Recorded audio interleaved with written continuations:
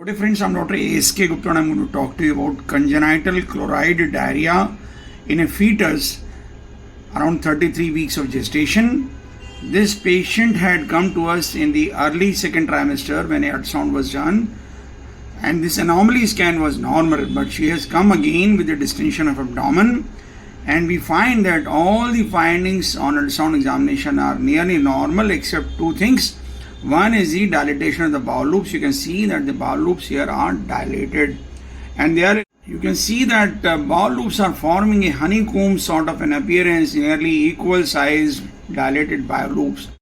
You can see that bowel loops, they show peristalsis, and also you can see that the fetus is having polyhydramnios, but the amniotic fluid is not clear, rather hazy, and there are fine particles which are floating in the amniotic fluid. So the patient is having polyhydramnios and distension of abdomen with distension of the bowel loops. So what is the likely diagnosis? There are no other positive findings. She is not a diabetic patient. These findings they fit into congenital chloride diarrhea, wherein the fetus has a defect in the absorption of chloride into the bowel, and excessive of chloride is passed into the stools. Fetus, they can be shown to pass stool by the color Doppler examination, and let us try to see if we can really demonstrate that. This is the anal region of the fetus, and this is the femur, this is the bladder, and when put in the color Doppler, you can see that we can see one episode of purge. This was the episode of purge that we just saw, that the fetal stool has been passed, which has been picked up by the color Doppler in the form of a quick purge.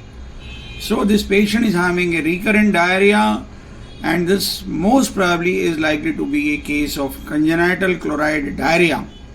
There can be other diagnoses also which can give rise to such condition, which could be anal atresia, intestinal atresias, and meconium plug syndrome, which can give rise to such conditions.